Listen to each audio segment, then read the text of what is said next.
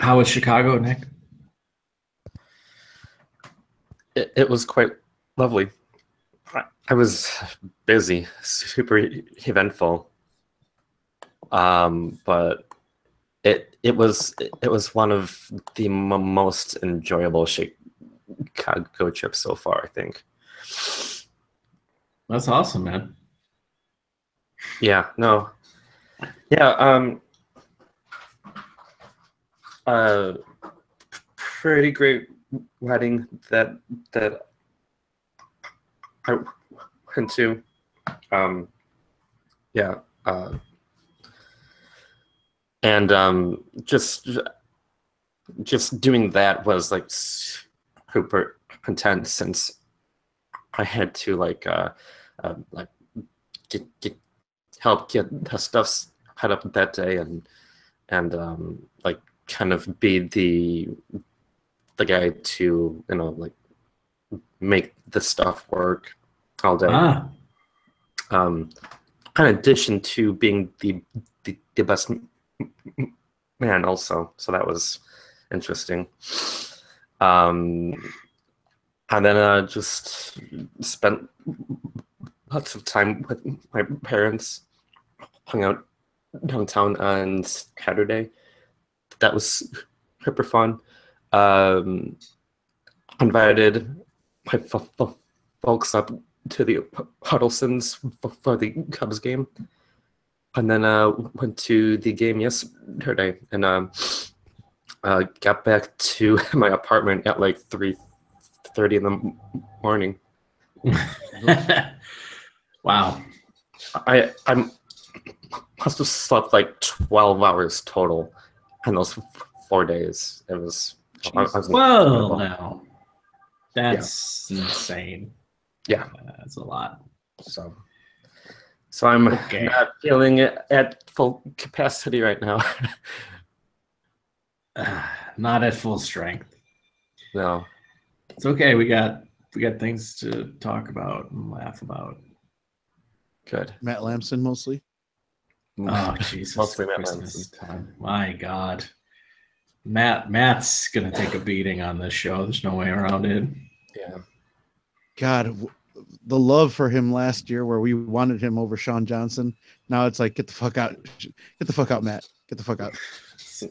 Yeah. I mean, It's not quite get the fuck out yet for me, but it's dude, you gotta calm Gotta be down. better. You gotta calm You gotta be down. better. You can't come stepping out on 2 goal and give up 2 goals because you were one late on the step out on the first one, and two, you had no business stepping out on the second one. The second one, nope. As soon as he took 2 steps out from my vantage point, I was already yelling at him. I'm like, "What are you yeah. doing?" Yeah. Then it happened, and I'm like, "Fuck." Yeah, I hated his bad, approach to the bad. first one. I was furious.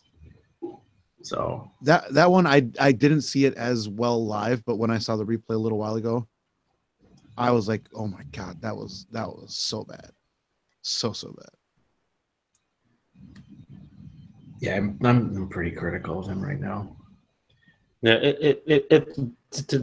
Didn't help that Kapelhoff kept the entire team on Yeah, side too. But Yeah, it was I not mean, Johan's best moment, but he was scrambling trying to cover and didn't keep the line, which is rare. It's super rare for him not to keep the line. yeah. where was You'd like, Zhao in that whole role? Because that's something I noticed on the replay for that one. Is I think he was trying to cover for Zhao a touch. That's why he was so keeping their forwards on side. might have been. I mean, it's really that play starts with a. I don't know. I think that's a Drew Connor rotation late situation, as he had several late rotations in the first half. But I mean, otherwise, I thought Drew was fine. Just he was a little late, but his offensive game was fine. He was good at. He was very good at times going forward. Showed some real flashes. So, anyways, we can save that for a few minutes from now. For Uh, Okay, I got that up. Okay, we're talk. We're gonna do the fire.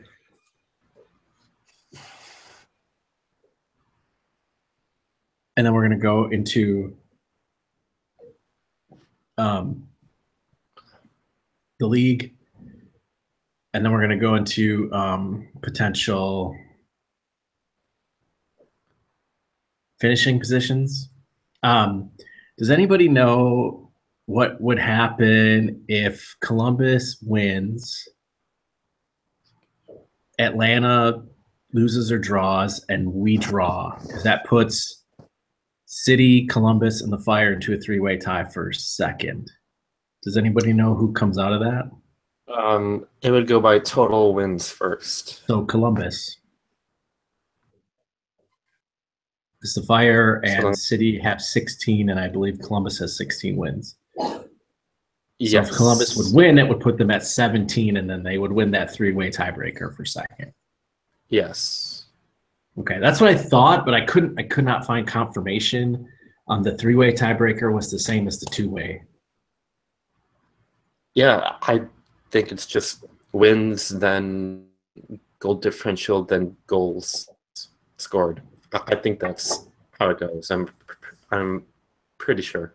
Okay, because that was the one situation that I saw immediately come to mind as very, very possible.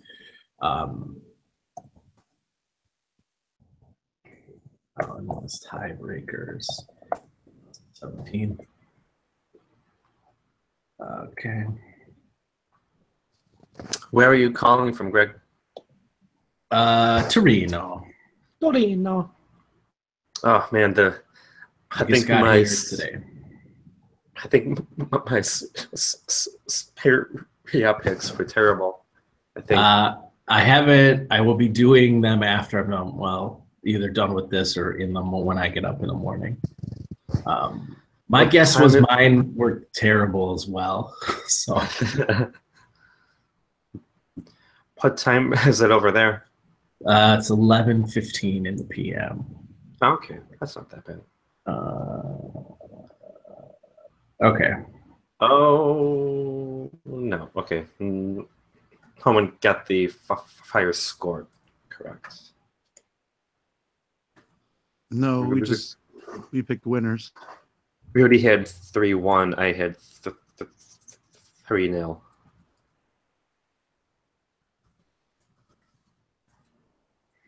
Okay, so according to MLS sites, it goes number of wins, goal differential, goals for, and then the fourth tiebreaker, fewest disciplinary points, because What? Yeah, it's the fourth because MLS is full of shit. So yeah, if Columbus wins and we draw, and Atlanta draws or loses, they're second. Yeah, there's no other way. This tiebreaker says in the event that two teams finish the regular season with an equal number of points, the following system will be used. It doesn't say three teams or more because they are dumb. Let me see. There's one other related article here.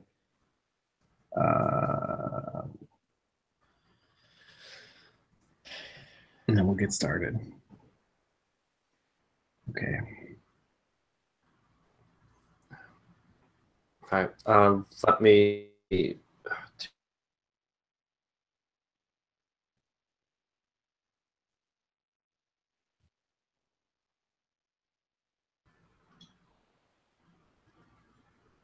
All right, you completely dropped on me there for a second. Yeah, that's kind of been going on a couple times so far. I'm going to get a coffee refill, and then I'll be good to go. Okay. Let me go grab my Mountain Dew. Cool. I've cut off the caffeine and everything except for once a week, and today is twice a week. And I am pounding it hard today, so I'll be right back. Okay.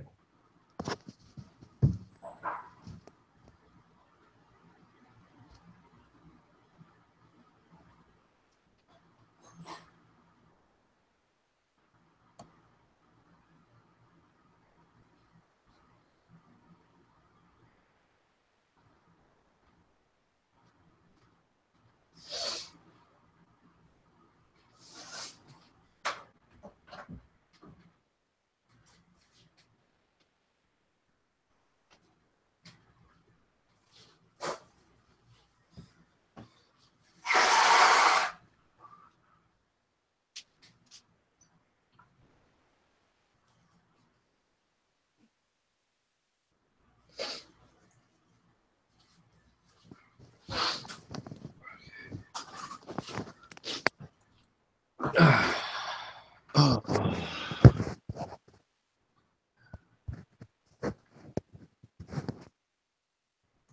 Just one swig felt like I can feel it like running through my veins.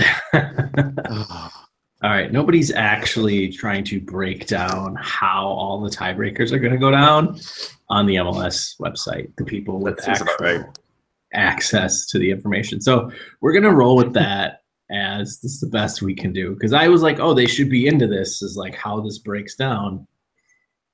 But they'll probably post something on like Thursday. Greg, they take the approach of their old schedule release. We can wait till 2 weeks beforehand, and then everybody will know their schedules. Yeah, but this is MLSsoccer.com. This isn't the league. The league doesn't have to break this down for anybody. Yeah. It's the website. Press releases and all that shit. It's just I don't know. I'm sure if I went to some Columbus Crew message board, it would have an accurate thing going on, but I can't. I'm not going to do that. That's rolling in the shit. Assuming they can count. Nick, they only know how to count how many rocks of meth they can do. Oh, okay. Here you go, Rudy. I want you guys to know I was trolled by a 16-year-old on the train last night because I had purchased a scarf, an AC Milan / Inter Milan scarf with the date on it, and I had it hanging from my belt loop, and all you could see was the AC part. And he was like, he basically walks in. It's like right before my stop, and he's like, "Are you like in Italian?" He's like, "Are you sad? Are you depressed?" Because he's in his full fucking Inter gear and pomp. And then I just look at him, and I look at the scarf. I don't say anything, and then he's going up the steps. So these trains asked us. He looks at me. He's like, "Mauro Icardi is the best." And I looked at him, and I nodded, and I gave him a thumbs up because Mauro Icardi was incredible. He's not wrong. He's not. The child was not wrong. All I say is this: is Nico had a poor man's Mauro Icardi night for the Fire, and he was terrific. But Icardi was insane. I cannot tell you how fast the first goal happened in live time. Like, AC had the game, and then boom, boom, boom, Inter's up 1-0. I was like, what? What's happening? Nick, we can still never live down those children that were trolling us at the San Jose game. Gosh, we always go back to that. So stupid. We always do, yeah. But those children were ruthless to us. What's the score? What's the score, guys? Yeah. Freddie just turns to them and he's like, "We know, kids. We know we're losing. Wait, can you tell us what the score is, though? We can't count that high." They're like, "Oh, son of a bitch." Wow. The children of San Jose. The worst part is we can't do anything about it. They're so right. Self-owned. Oh man. All right. By the way, Greg, Cody Rhodes is the nicest fucker ever. All of them were nice, but Cody Rhodes was like beyond. He would bend over backwards, like he should be. So he has to be around all those guys. He should be. I mean, I've done meet and greets before, where they just don't give a shit, and it felt like at least he took that second to make you feel at least welcome. You didn't feel like you were getting big timed. No, that's cool. Nice. He is. I mean, right now, while he's the most mediocre wrestler on the planet, he is a big deal, and I don't get it. I don't know why putting him in a Bullet Club T-shirt suddenly made him cool. I don't understand it. Mm-hmm. I don't know if it's because I've always liked him. Yeah, but he's not very good. But sorry. No, I'm not. No, I like him because he reminds me of old timey wrestlers at times. His style, and that I like that a lot. And totally, but at the same time, it's like I don't think he's somebody who's like that much of a big deal. He's a wrestler. He's a mid-carder. He's always been that. Well, That's guess what? fine. He's But drawn it's more money than just about anybody else on his own right now. Like seriously, the oh yeah, guy's oh filling yeah. up buildings by doing angles, and it's like, what the fuck? I mean, I think part of it is he's got a willingness to like do shit and make himself look weak in a way that WWE performers never look. Mhm. You know, like I really believe I believe that's part of it. But anyways, Nick, are you okay over there? Yeah, just figuring out some work stuff real quick. Okay. I'm fine. I'm Oh, good. and and one more thing, the Young Bucks are fucking perverts. It's like- Okay. they dropped the. That's what my wife said last night while we were trying anal on us. We're like, what? What the fuck? Freddie even was taken aback. We're like, wait, what? Wait, whoa. That it was just like, whoa. But it was hilarious as fuck. Freddie and me are like, they can so hang out with us. They would burn the living shit out of us. I'm about that. I'm about that. Like to me, those two dudes are stars. Like those guys are. Oh yeah. They left TNA and they turned into superstars without anybody else. Like what? Nobody And fucking does that. and watching Marty Skrull, the way he's doing his thing, and I think he's got a lot of potential of being like a big time star in the near future. Like he already is one. He's got to wrestle more. He's got to stop his. Whoop, whoop. This Yeah. shit drives me bonkers. Like just fucking grapple. He's a good wrestler. Like dude, work in the ring. Him and Hiromu put on a show last night. Well, he had They Hiromu. fucking Yeah. they put on a show. If he had a bad match with Hiromu, oof. He took Daryl and broke his fingers as well. Oh, that was fucking hilarious. That was fucking hilarious. That's pretty funny. Yeah, Nick, he does this spot where he takes somebody's fingers and he's got them in his two hands like this, and he goes to the crowd and he goes like that, and there's a snap. There's an audible snap that you can hear. Told me about this. This is great. I don't know where he makes the noise. Like I haven't figured out like who's making. Is it the ref? Is it the other guy? Is it? I don't know what the hell is happening. I don't know how he's making the snap, but it's incredible. It's the same sound over and over from him because it's the same. When I first saw him wrestle at Evolve, it's the same noise. It doesn't come from anybody else, or he's got something that he can just make it sound like it's cracking, but it's the same sound every single time. So it's coming from him. Yeah, it's just how he makes it. I don't know. I don't know. It sounds realistic as hell too. I don't know if he slaps his thighs together. I haven't watched for that. Like if he slaps his like if he puts his legs in and like that's the noise. He slaps chicken wings. I don't know. I don't know what it is. Chicken thighs. Yeah, I mean he is his move is the crossface. He wears the undies. So, or as one lady on the internet that I follow, she's like he wears the panties. She likes to refer to those trunks as the panties. I'm just like that's filthy, ma'am. It's pretty funny. But I like it. It's pretty funny. All right, let's get on with this. You ready, Nick?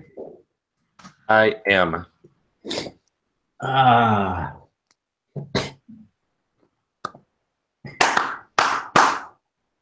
Welcome to the show. Nick's here. Ooh, good morning. Rudy's here. Whoop whoop. Our Chicago Fire won 3-2. Your scoring summary is as follows. 3rd minute, Nico, assisted by Brandon Vincent. 6th minute, Johan Kapelhoff, own goal. 13th minute, Alejandro Bedoya, assisted by Harris Marain. 64th, Nico from the spot. 78th, Nico, assisted by Brandon Vincent and David Eckham. Your disciplinary summary, Matt Polster, first half stoppage, yellow. That's it. That's all she wrote. Nick, you were there. You were actually at the game. Oh, my goodness. I was. Your thoughts? Well, I spent a lot of the time there, like just seeing people during the game. So I had to rewatch it for maximum effect, you know. But it was a kind of a strange game. Started off well, didn't follow that up well, and then just was able to put it together much better in the second half. I thought that Polster and Vincent, of course, had good games. That kind of goes without saying now. And I thought that Nico is hopefully getting hot at just the right time. We're finding him better. We're finding him in better spots. He's much more dangerous with his shooting now. So I'm hoping that that's been fixed up and good to go for the playoffs, because we may need to score lots of goals, because Lamson will probably concede lots of goals. Yeah, the lamp did not cover himself in glory. Rudy, what are you thinking? Well, yeah, Matt was the biggest glaring thing to happen. His mistakes put us in a position that we shouldn't have been. Granted, I thought we didn't play that well in the first half. Nico is the savior at this point. He's, as Nick said, he's getting hot at the right time, and boy, is this the perfect time to get hot. Georgie, I thought first half was okay, but the second half he turned it on. He was very, very good.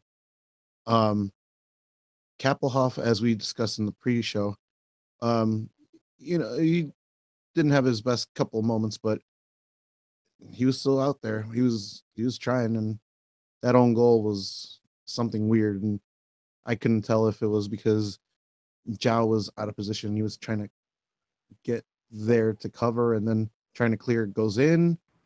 I mean, it was a shit show, but yeah, I'm glad the second half he had to make a play on the ball, because otherwise the guy directly on the other side of him would have scored. He didn't have a choice. Like, he had to try to do something. I mean, it didn't matter. I mean, to me, I looked at that own goal as like, if he doesn't put it in the back of the net, the other guy's scoring. Yep. And that Polster yellow card, that was perfect. That was pure filth, because it was a no call prior to that, and he went he went in on who was it? It wasn't Gaddis, was it? Or whoever he went up. He went in good. That was a gentleman's yellow in that case. That was perfect. And I will say this, I had an issue with the ref where Lucho got wrecked but in the ankle in the second half, where he was down for a good minute or two, and somehow it was a no call. That was a yellow at the maximum. It was a foul at the minimum. Yeah. I felt the ref in the second half wasn't as great, and the fact that we got to see Arshakian in the second half says how, yeah, Unchained and unfrozen. Yes.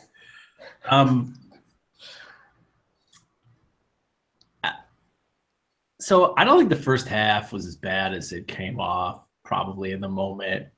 I watched the first half not live. I watched the second half live, did not see the first half. So I rewatched the first half, or I watched it for the first time. And, there was a spell of about 5 to 10 minutes that were not great, that were exacerbated by the fact that Matt Lamson was not good. In fact, he turned the ball over a couple times he put that one ball out for a corner. Oh, yeah. Like, what do you fuck, man? The one he put out for a corner, I was like, okay, he's already made his mistakes. Things should be fine. And then he puts the thing out for the corner on a simple pass. And you're like, oh, this is bad. This is bad. So I think most of it was self-inflicted because that first goal, Lamp's got to be fast. He's either got to come out faster or he's got to stay at his post and force the shot at him, or where he can try to get a hand to it instead of stepping out to it. His step out was too slow. The second goal shouldn't have happened. That was an idiotic move. But otherwise, I thought Jordy was really good in the first half and had an even better second half. The only other negative I really saw in that first half was Drew Connor was late defensively on covers for Dax. That's the only real negative that I saw. I don't know if Philly did a ton with it. They were trying to spring Fafa Picault down the line, and Fafa Picault's not very good. He's really fast, but he's not very good, and he didn't really do a lot with his openings. And he had a couple, but he just didn't do much with them. I think the other things that stood out for me was Mihalovic's second half, which was tremendous. The fact that, David Accam came on and gave 40 good minutes, was clearly not feeling 100%, I thought was a good sign. He worked hard defensively when he did what he had to do. He was laying, if he knew he couldn't get to a ball offensively, he was just laying off, trying to just overexert himself, which I think is actually kind of a smart play, and it's good to see him play smartly. Because we're going to need him. I mean, his impact in this game was felt. I mean, he drops back to get the ball to make the pass to Brandon, who makes the final pass to Nico to score goal number 3. And that was a great play. That was all sprung by David, because he just drops. He's like, I'm coming to get the ball, because we were just busy dicking around in the back with it. Two things to add. One, I don't know if you heard in the broadcast. I did when I rewatched it a little while ago. They dropped the news that that David said that he's going to need surgery during the offseason on his hip. So yeah, that had come out already. I'd already seen that. Had it? Yeah, and it also explains a little bit more about why he was so like, I need a fucking contract for next year, because he knew his hip. He knew he had issues. So in retrospect, it's one of those things where like a guy just wants to know he's got security so he can get healthy in the off season. So I'm glad the Fire extended him so he can get his surgery. He's going to be here. You're not selling anybody off of surgery, so he ain't going anywhere. I think the other big so the penalty. We have to talk about the penalty. This was the dumbest penalty you'll ever see. So Alan Chapman calls for the penalty, and the player comes to protest. Alan Chapman is disgusted. He is disgusted with the player for forcing him to call this penalty, and he looks at him and he's like, you pushed from behind. And he walks away. He's like, you idiot. He just walks away from him, and the player stops protesting. He's just like, what did you do that for? He was so mad that the guy committed this insanely stupid foul at the edge of the box with the player's back to the goal. He was so mad at him. He's like, I don't want to call that. I thought Alan Chapman was actually pretty good. I know the player you're talking about really with Lucho, but I felt like Lucho milked that play a little bit, just a wee bit, to try to get a break in the action. I don't know if he was feeling some of the other hits, because he had a game where he took a beating per his usual. Also, he missed that fucking header off that beautiful pass from Jordy in the first half that he probably should have put on frame. The reason why it felt like it had the foul was a little stronger than the others, and I thought should have been at least a foul. The play came right back as he was getting up, and you know how if you're milking it, you'll get up and then you'll get onside and then join the play. Now he walked to the midfield and just stayed there. He didn't join the play back up, and he stayed there, kind of giving it a minute or two to try to recover. Because I mean, I've seen him milk it, and he'll get up and just run in after the play. So that's why I thought at least that. In the run of play, yeah, it felt to me like he was staying down long, but he did take a pretty hard hit. I didn't see a replay of that play. I couldn't really tell if what it was, if it was worthy of a foul or a card. So I will take your word for it that it was. But than that, this was a very good game, and it was great to see Jordy be influential all over the place. Again, with the silver lining of the Deloya injury is that we look way better offensively. We flow better. We get better passes. Guys are free and moving around. One thing I'm happy about with the way things are going right now is, well, at least this game, it shows that they have the will to come back and fight for that at least a tie, and then go for the win. It's something that during that little slump that we had, it just didn't seem there. It seemed like they were just, oh, we're down, fuck it, let's just not get killed. Well, in many ways, we're seeing the benefits of that slump, right? I mean, Drew Connor, Jordy Mihalovic had good games. They never would have had those good games, if they wouldn't have got the minutes during the slump. Like, it's just kind of, you're seeing some of the benefits from it. Those guys are really game tested and ready to go. I think the person that's going to come out the best out of all this is going to be Georgie. Georgie needed those minutes and that real time play just to show what he's got and be confident on the field to, take the risk on a pass or whatever the case may be. And if you fuck up and you move on and don't dwell on it, which is something that kids, at least I've noticed, do. And you just they have to learn to move on from it. And he's doing it. Yeah, he was good. I really enjoyed his performance. I thought defensively he worked hard too. I mean, we do miss Deloya in the middle of the field defensively. There's no doubt. But it's not what he's here for. He's good at it, but that's not what he's here for. We have like 500 defensive midfielders, guys that's their job. One other thing I wanted to say, I thought Dax's second half was tremendous. He really put his stamp on the game. This is one of the first times I just really recall just watching him sort of take over and just sort of lead the team from his spot. I thought he was just absolutely terrific in his second half performance. So I agree with you. He's done it in the past, but it's overshadowed by like Schweinsteiger and all that in the past. But now it's showing that leadership is coming from him as well, and just making the passes, putting people where they're supposed to be, being that secondary coach you need and all that goodness. There's been games that felt where he's disappeared and not done the things we needed him to do. I've been kind of disappointed with him at times this year.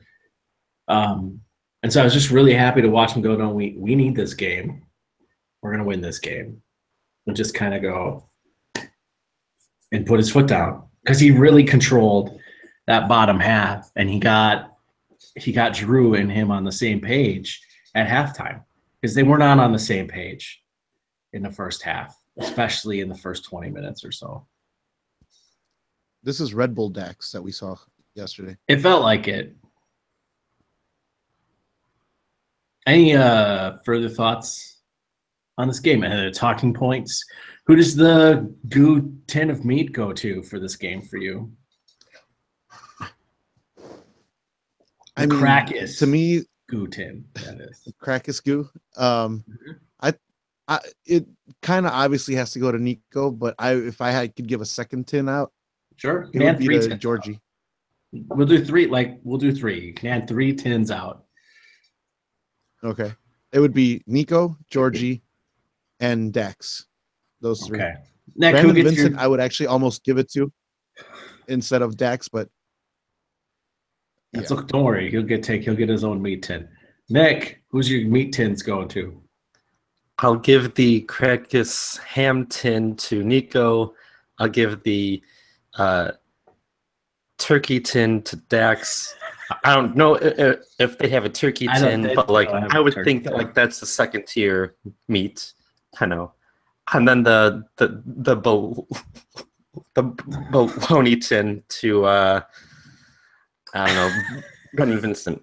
We're gonna need a list of Crackus products, I think, is what it comes down to. And then price values as well. Yes, so. yes. It's Nico branded and Georgie for me. Everybody was great. Anyways, shall we move on? Should we talk about the MLS standings or what happened in the league? Oh my goodness. League chaos was chaos. We'll start. You know what we'll do? We'll start with the Western Conference because I want you people to understand how bad the Western Conference is. Vancouver somehow is still in first place as they just continue to limp on in as they draw at home against San Jose 1-1. 52 points, 2 points ahead of the Portland Timbers, who won. Seattle won. Portland and Seattle both at 50 points. Sporting Kansas City, they did not win. I forgot what they did. Did they draw? Did they lose? They drew. They drew to Houston. That draw has clinched Houston, Sporting Kansas City, Seattle, Portland, and Vancouver are all in the playoffs. The Earthquakes sit at 43 points, currently in due to most wins. FC Dallas, 43 points, currently out due to the fact that they can't win.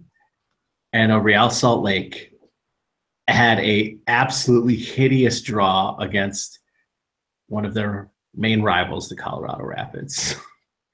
A terrible time to be wearing a sweater vest. No, they lost. They lost. I'm sorry, they lost. That 1-0. Terrible time to be Mike Petke's. You needed at least a point out of that situation. No points to be had. They're still in the conversation, but it's going to be real hard.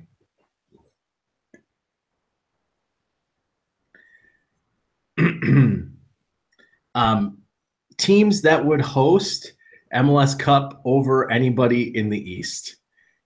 Vancouver would host over the Red Bulls, who are currently in 6th in the East. That's it. That's it, people. 5th through 1st of the Eastern Conference currently would be winning the Western Conference and feeling pretty damn fine about themselves. So let's go back to our home. TFC won a meaningless game against Canadian rivals Montreal. Now, here's where it gets good. New York City losing 2-1 to the New England Revolution.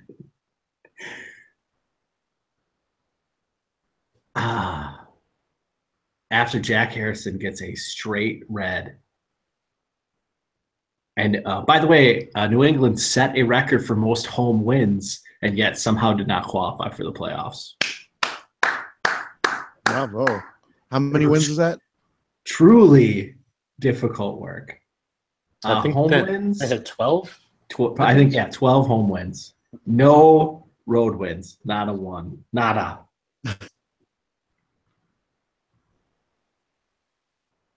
Three draws, 13 losses on the road. Jeez. It's bad times. We know how that feels. Yeah, not fun at all. Well, the issue was when we were losing on the road, we couldn't even win at home either. So, yeah. And it showcases if you can't win on the road, you can win all the games you want at home, pretty much. They only lost twice at home. Twice. No playoffs. It's truly an impressive feat of road suckitude. More importantly, City sits firmly at 56 points. Our win puts us 1 point behind them, 55 points. Atlanta drew 0-0 to a New York Red Bulls team It did their best to score and couldn't. And the Crew beat Orlando 1-0 in Orlando on Kaká's final home game. A fitting end to Kaká's time with Orlando. Whew. I can't get over this City Revolution game. I think it's the best thing to happen all weekend, outside of the Fire winning, of course. Just finding out the updates was amazing. We were in the car heading to ROH, and the update I got was they scored 2 goals in the last, or was it stoppage time, like 90th and stoppage time was the 2 goals, something like that. New England 1-0. New England scored Revolution a goal in the 90th, and then City scored a useless goal in the 92nd. Yeah. I was like, what? Still, regardless, it's like, wow, yes, that works out so great for us. Yes. I can't wait to check out these highlights of these games. This is always the best time of the year when good technicians get better and teams start to abandon their tactics just to like throw bodies forward with reckless abandon, and whatever happens. It's always just wild. Weird goals happen, just filth tackles, because it's all going down. So next week should be incredible. It's shaping up to be incredible. If you have not watched the City Revolution highlights, I recommend you do. If just to hear, one, they cruelly switched announcers during the condensed highlights and went from Paul Mariner to Janusz Mihalik and whoever calls the fucking game for City. I don't know who that is. It's atrocious. That's all I know. It's someone who confuses me often because his name is Joe Tollison. The mighty Joe Tollison. Yes. To be confused with our lovely, beautiful Joe Tollison. Yes. He referred to a straight red as a direct red, and I was very confused for a second and annoyed. It's worth listening to. I was like, who says direct red? Not great. Not great. Just like their stadium situation, not great. So let's discuss potential Eastern Conference playoff situations. New York City plays the Columbus Crew next week. This game, I believe, is in Columbus. Is that correct? Nay. It is in New York, but it is being played at Citi Field. It is not being played at Yankee Stadium. That's why I said that. That comment was directly to that. Because the Yankees are in the playoffs and they made it one round farther than they thought they would. So they need, I think it's 5 days preparation. So effectively kicking NYCFC out of their home to go play at the rival stadium at Citi Field. Now, just as a Citi Field, or they're playing there instead. They're going from one baseball stadium to another. God. But if the Yankees make it to the World Series, all the playoff games, I think for the most part, would be played at Citi Field. They've already announced it as well. That if that happens, they're just going to be played at Citi Field for the rest of the playoffs. Well, so yes, this is the best situation ever. It's too bad they're not in Hartford. That's all I'm saying. That would have made it amazing. That would have been better. That would have made it amazing. Okay, so this is at a different stadium hosting its first Major League Soccer game. Columbus at City. This is going to be incredible. Now, I want to paint you a picture, people. Paint you a picture. Columbus could win against City in City, right? Field. Sure. The Fire could draw on the road against Houston. Sure. That means there's a three-way tie. A three-way tie for second place and the coveted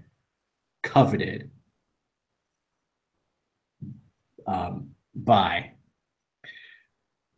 At that point in time, based on what we can find, we have deduced the Columbus Crew will come in second place. Now, Atlanta has to not win to make the scenario happen. So Atlanta has to draw or lose. And then this scenario could happen. In virtue of most wins, which would be 17, if they beat City, they would take second place away from the Fire.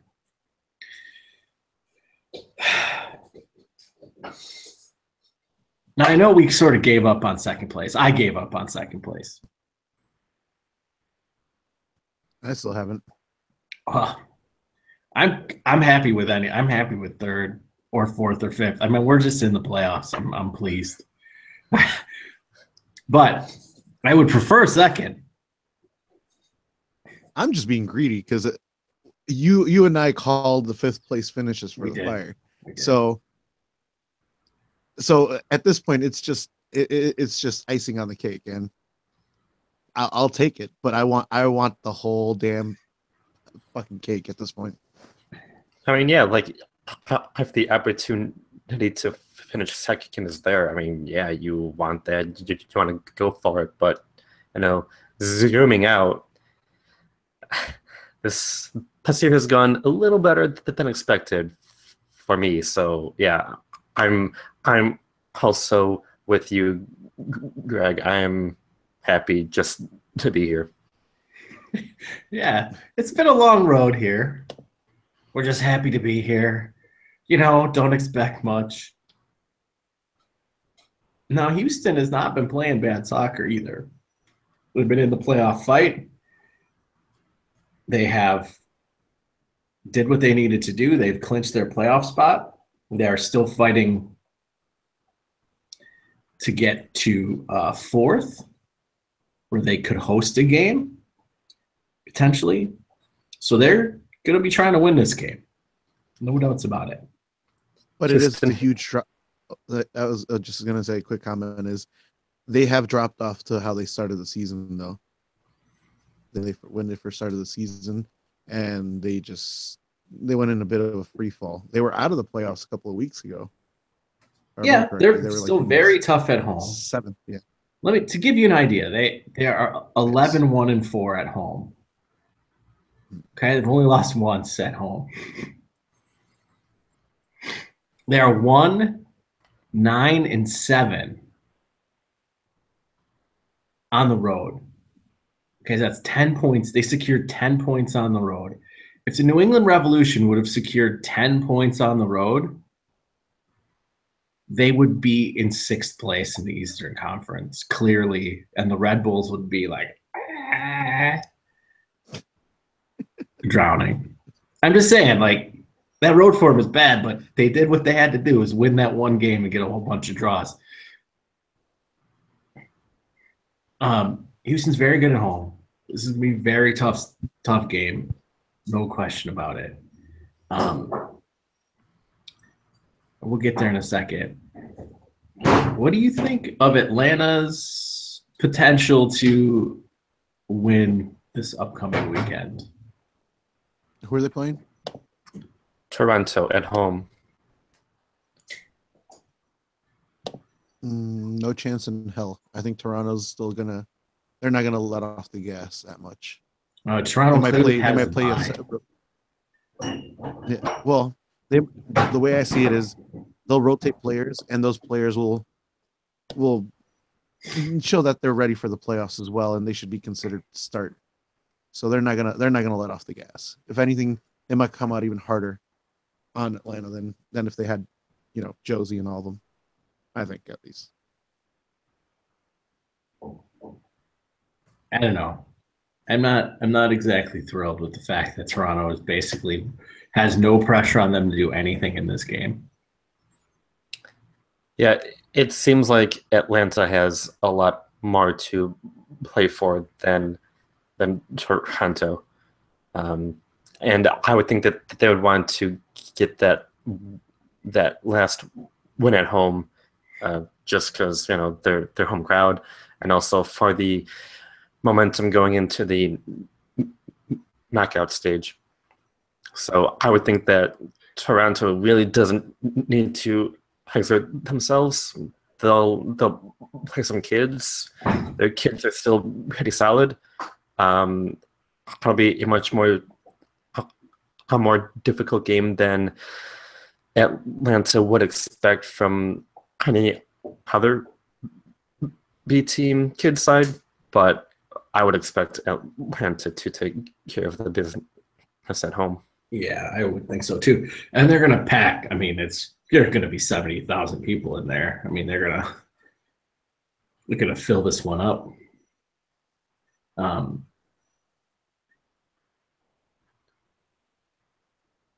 so City versus Columbus. Now I know I painted you the potential three-way tie because I just wanted to illustrate how insane the East is right now. But City versus Columbus.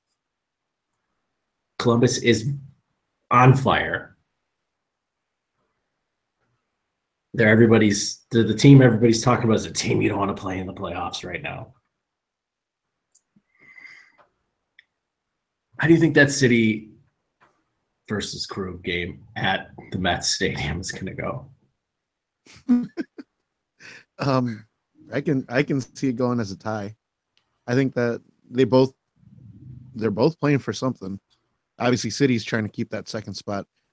Columbus is trying to get to the point where winning and taking that second spot from them and us and possibly Atlanta. And they are in form, but I can see Patrick Vieira playing a more let's not get our asses handed to us if we're not going to win it type of deal. So I can see a tie, 0-0, 1-1 around that area. David Villa does his David Villa things and gets one in at least and keeps them tied up. Right. I think it's going to be a fun game because it's Berhalter against Vieira. I mean, it's arguably, it's two of the top 5 managers in the league going at it. Berhalter stabilizing this team and turning them around in the second half of the season is nothing short of a fucking miracle, if you ask me. I thought this team was done and dusted, and the dirt was being put over his grave, and it was over. He's done a terrific job of figuring out the second half. I'm really looking forward to this game from a tactical perspective, how these two really good managers are going to feel each other out. I think it's one of the other reasons why you just sort of expect Atlanta to beat Toronto, because Greg Vanny ain't going to show Tata fucking anything. He's going to start the most vanillast tactical choice and go, just fine, beat us. No, I ain't showing you shit. You send your squad of young boys out here to beat me.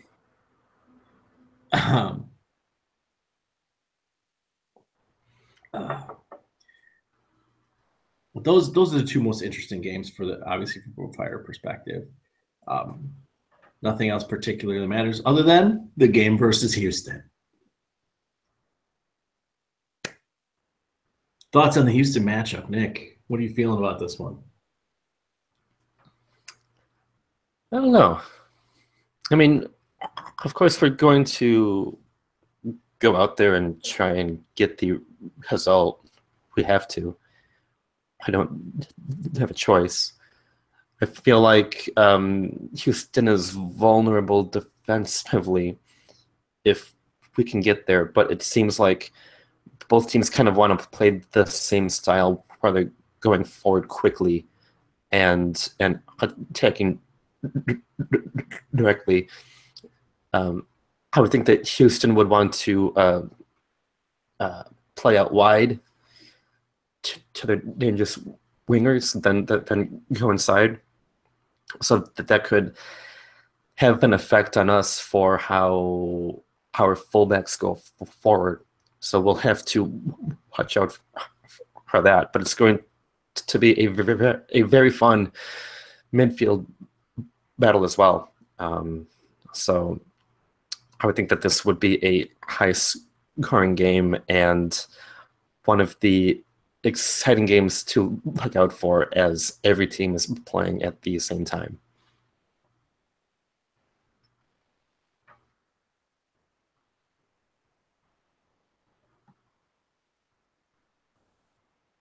Unmute yourself.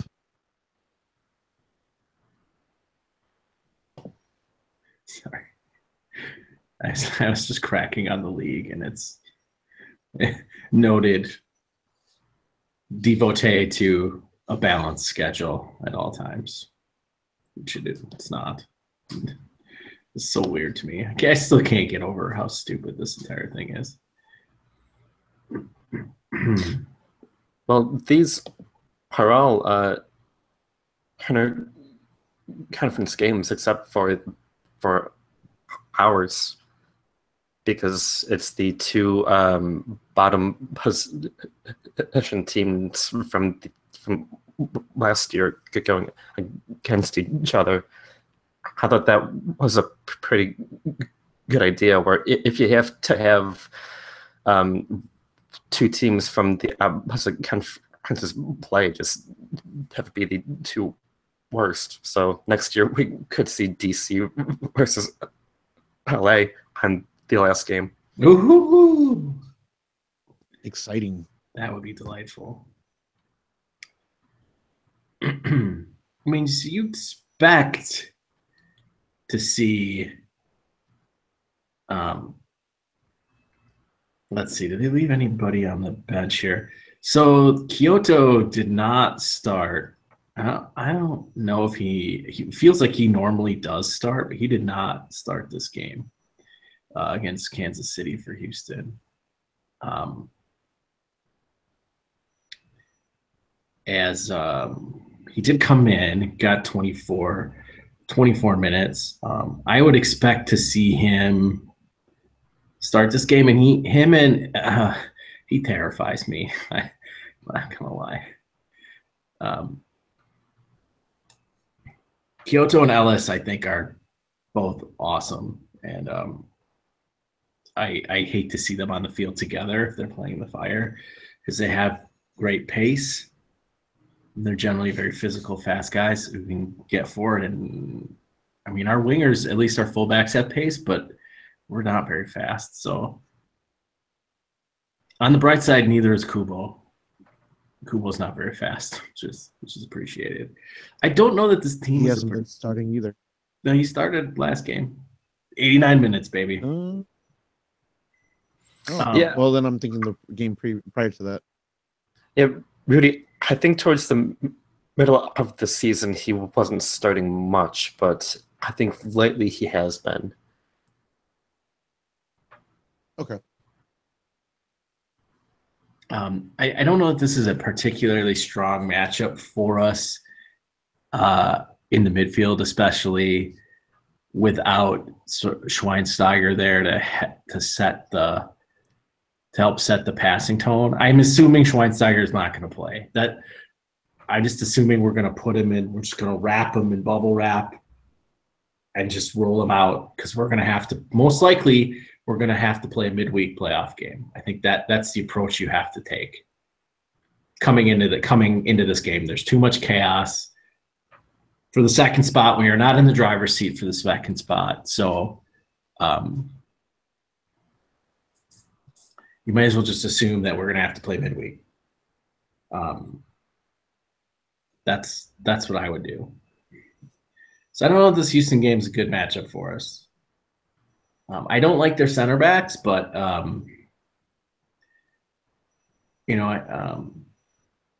but that's just me. Rudy? Yeah, Ellis is the one that probably scares me the most out of all of them. You should exploit AJ De La Garza. He hasn't been bad, but he hasn't been great either. You can exploit him a touch.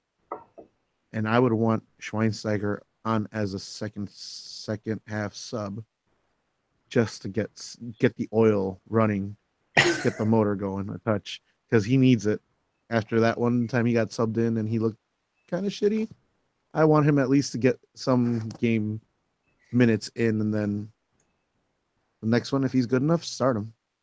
I just don't want him to be a complete rust bucket that first playoff game, and he looks like shit. And we should have kept dear old little Georgie out there instead. So, yeah, I mean, it's going to be a chaotic game, and I hope we're ready for it, and I hope our defenders are ready for a bit of a challenge here in this game. Yeah, I think we're getting one thing that could save us, one point of salvation, one shred of hope, and that is if Felipe Senderos starts. Woo! That would be tremendous. He started the midweek game against Sporting, I believe. That game was at home. Mm-hmm. He did. I wasn't able to watch that game. I'm sure that there are some great funny moments, but that was probably a midweek rest some guys thing. So I would not expect him to start this last game because, good Lord, why would you? But if he does, that could be our ticket. That would be great. That would be great. That's a good sign of hope. One other thing I would like to ask. Has anybody asked any questions about Juninho anywhere? Nope. He doesn't exist on this team, remember? I'm aware. I'm just curious if we've seen anything in regards to Juninho's whereabouts. I just want to know he's fine and he's okay at this point in time. Nope. I don't think he's in space. He's probably on the planet somewhere. That's about all I mean, I'm can sure say. he's with the team. I'm sure he's with the team. I just would like to know what his status is. Is he going to play for us again? Ever? Or is he just going to be just like, yeah, we have this really good player. He's just, no, he doesn't. We don't even put him in the 18. That's how good he is. This guy's won everything in MLS. He's literally won everything except for an open. I think he's not won an Open Cup. Or did he even win one of those? I don't think so. I don't think he won an Open Cup, but he's won a Shield and at least 2 MLS Cups. He's won multiple trophies in this league. He's great. We could really use his veteran leadership. He's a well-respected guy within the league. He's kind of a big deal, the position he plays in the league. Where is he? Somebody tell me he's okay. I just want to know he's okay. Yeah, there's been no updates, no injury report. And if nothing. That, I don't think they mentioned his name on the broadcast at all. They hardly ever do. Even when he plays, because seems like he's an afterthought to people. It's super weird. It's the strangest thing. I'm gonna go find him at a practice one of these days. Put a chip on him just to make sure he's in the area. That's all. I don't need to know much more than that. All right. Predictions. Nick. Well, as much as I would like to see the 3 Felipe Senderos own goals, I think we're going to see a 2-1 Houston Dynamo win. Goal from Lucho. Rudy. No Philip Senderos? Philip Sendero goals, Nick? I said that I would like to see a hat trick of own goals, but yeah, no. Okay. I don't think so. No, for me, 2-1 Fire. Nico with 1, Georgie with the second goal. And I just think that it's gonna be a nail biter 1-1, and in the dying minutes, the Fire are gonna get the winner. Wow. 1-1 draw. That's how I feel about this one. It's got draw written all over it. Now, I'm going to go with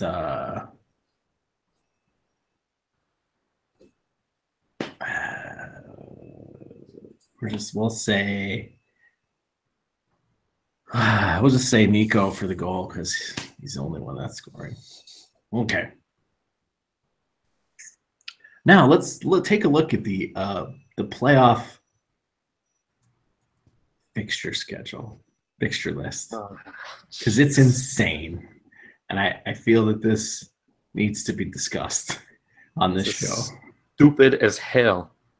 Why is there a Monday game? What the fuck? This league. Okay, so we do all this balanced scheduling, right up to the end of the season. Okay, so then Thursday is the first. October 26th is the first playoff game. Okay, there's 2 of them. Okay, that's fine. That's fine. The 27th, there's 2 of them. That's fine. This should be both conferences.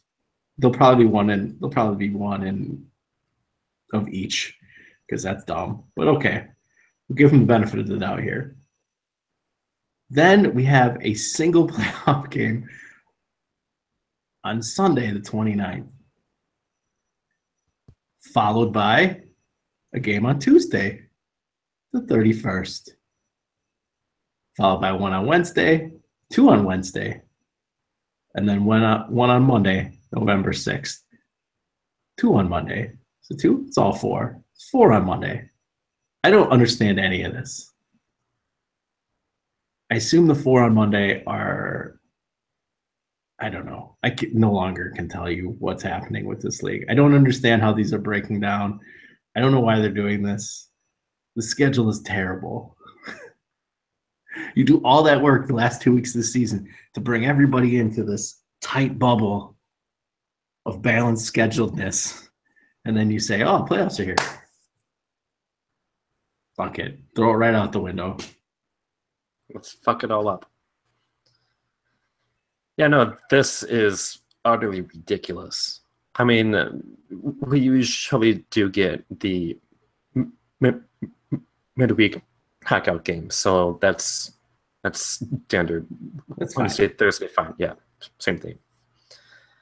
But then the Sunday, the Monday, the Tuesday.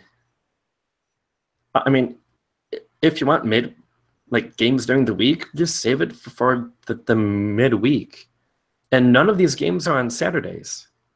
What's going on Saturdays that you can't host a playoff game or Saturday, Sunday? Is this for TV? I'm assuming it's for TV. I'm assuming that this whole thing is all fucked up because they want each game to be broadcast on ESPN or FS1. And so then ESPN and FS1 will put priority on college football and not MLS. That's my assumption. So I think that's a high quality assumption. So then what nights don't have that? Or what nights, aren't prime schedule times for these networks? And it's Monday, Tuesday, and probably West Coast late Sunday, East Coast super early on Sunday. So I wouldn't be surprised if we get a noon kickoff Sunday Eastern time, or a 8 p.m. Western time schedule, just because they're trying to work around football.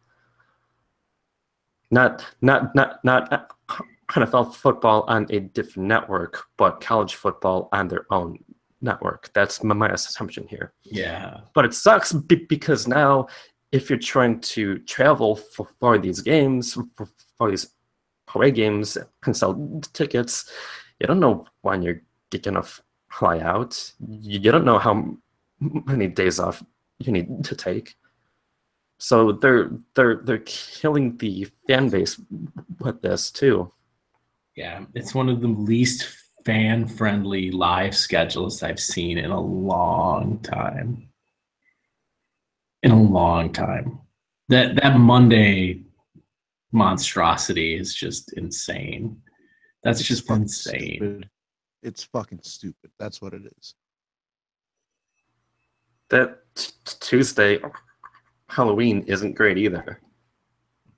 I mean, if you were to go to that game as an away fan, you would have to take that Tuesday off and probably that Wednesday off, possibly Monday. I don't know. I mean, Depends how far you gotta go. Yeah. Yeah, this is not cool. This is not cool. It's not fun for anybody. Basically, they're just telling you to stay home and watch the games on TV, unless you live in the city. And even then, if you live in one of these cities, it could be weeknight games are terrible, especially if they're going to bump the start time up or down to a non-traditional time. I mean, if there's a weeknight Chicago game that kicks off at 7 on a Tuesday, you're going to have to probably leave work early or just be like, fuck it, I'm going to take a half day to get there. So it's just like, come on, guys. This is ridiculous. Then the attendance is gonna suck, and then I'll hear complaints about that. And then for the League Two finals, they're all on Sunday.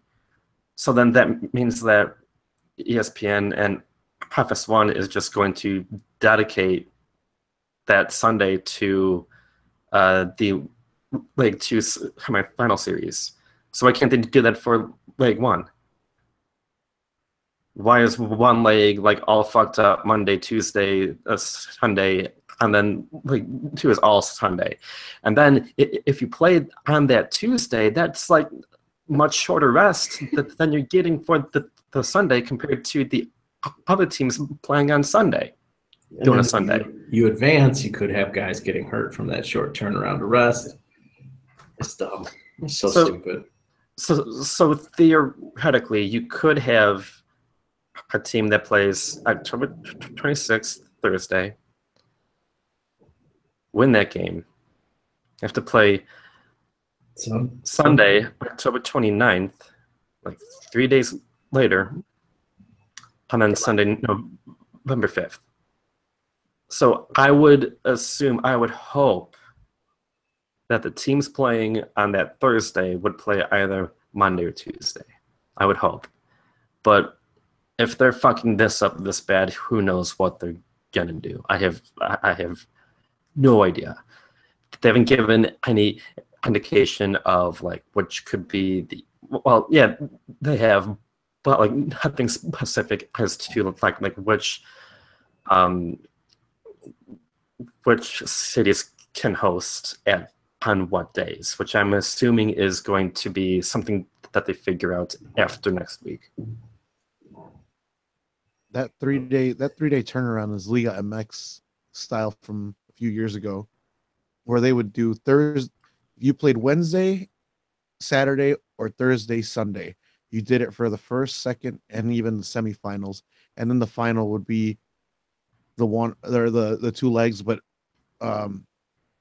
for a while, it was as well like a 3-day turnaround, or it was week by week. And that's been lately, I think, if I remember correctly. Yeah, but at least that's so stupid. But at least it's every team.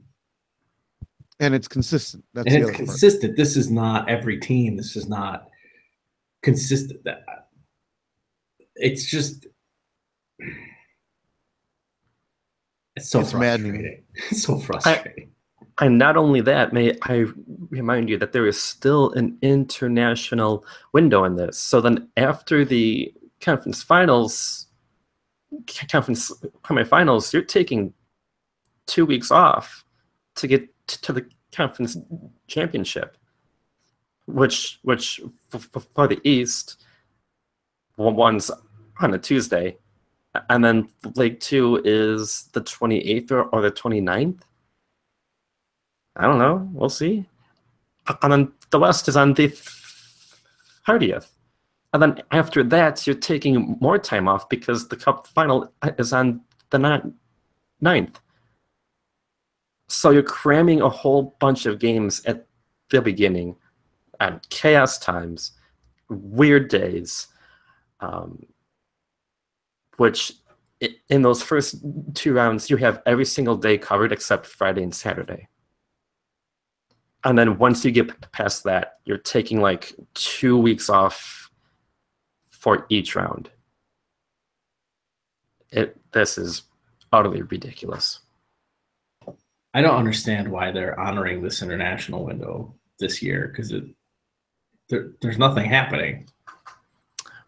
I feel like they had to schedule for it, and also for whatever CONCACAF team needs to send their guys out to yeah, qualify. Playoff game. Yeah. So then that would be Honduras, which means that that would affect Houston a lot. So absolutely. Yeah. Speaking of, now let's move on quickly from the MLS scheduled fuckery to the CONCACAF qualifying. Things happened. Things happen. We are not the group of people that's gonna have you cry on our shoulder about the U.S. not making. I'll laugh at you first. The World Cup. I thought you were talking about CONCACAF Champions League. Okay, sorry. Go on. No, that hasn't started yet. That's just my first assumption. I totally forgot about this. No. Go on. So we correctly called the trap game that was. Bye, Nick. He'll be back. TNT versus United States. What we did not get correct. Hi, Nick. Was Mexico Second. losing and the Ticos losing. Oh, the Ticos CONCACAF that one up. I think it's amazing that Panama's goal might not have actually gone in the net, and they still have gotten in. This peak CONCACAF fuckery right there. Peak. That's why he is San Blas. Mm. Because San Blas can make goals appear out of no goals. So oh God. What a night. What a night that was. If you could have only been in some of our text messages that evening, it was a good night. Filthy night, yeah. It was filthy.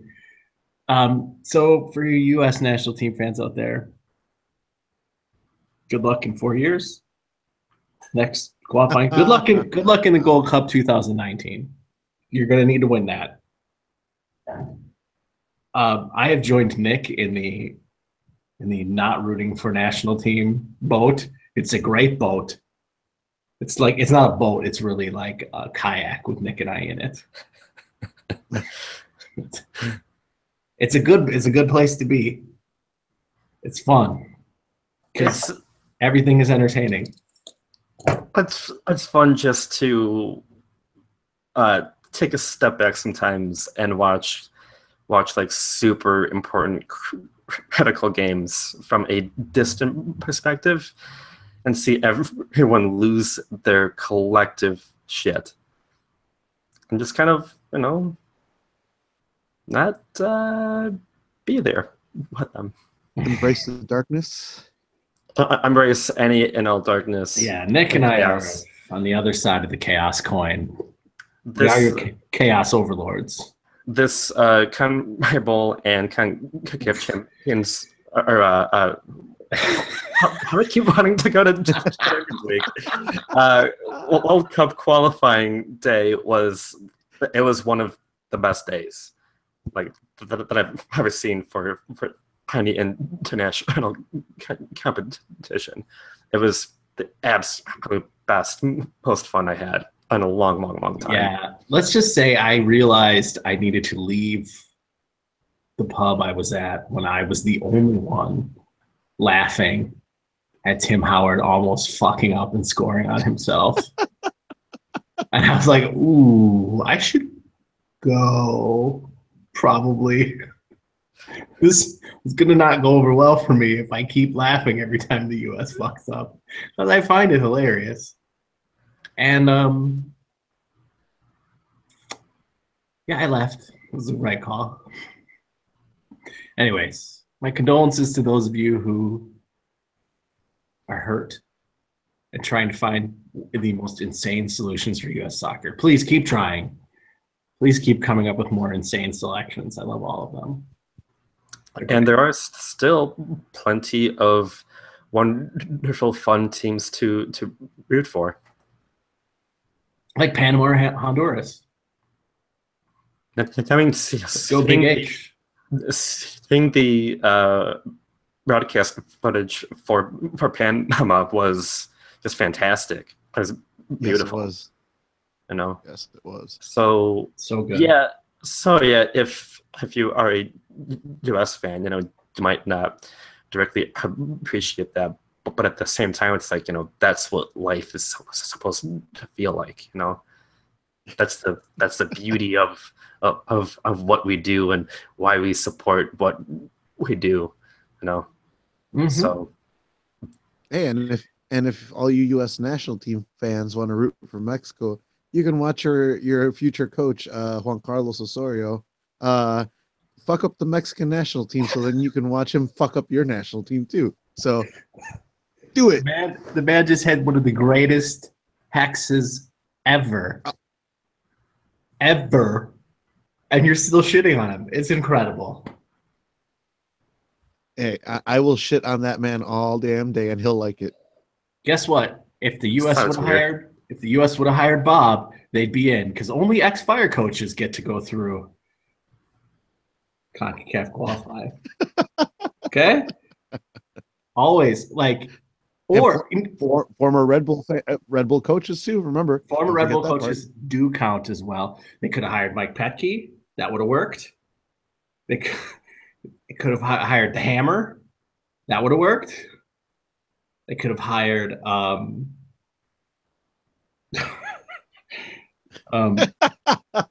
Carlos de los Cobos. That would have worked. Oh, CDC. CDC, baby. He's got CONCACAF experience. With the big El Salvador. Yeah. Come on. The Almighty. My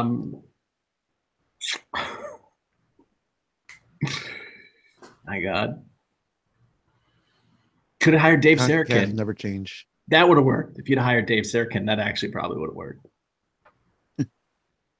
all the defensive mids would have a job. Hey, perhaps we wouldn't have let other teams score goals from like way outside the box. Just saying. Only ex-fire coaches next time for the U.S. national team job. I mean, I understand it limits your pool, your employee application pool. I mean, Velko's right there. Have him. Take him.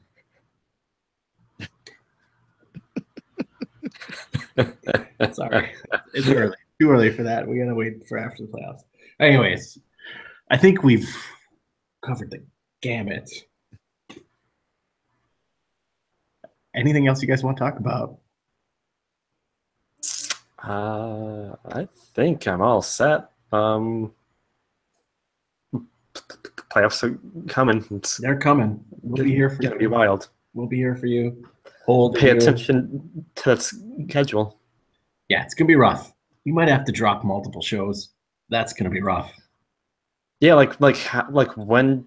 How do we schedule around this shitty fucking playoff schedule? I don't know. It's gonna upend our lives.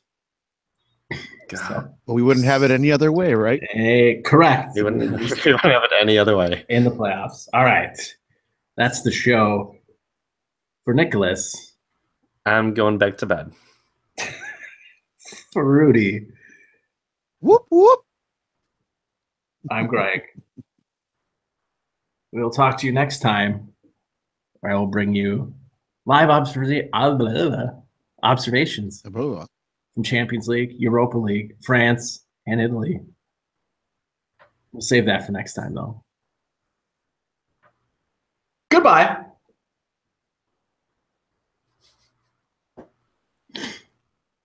That was a show. It was a show. I'm glad how we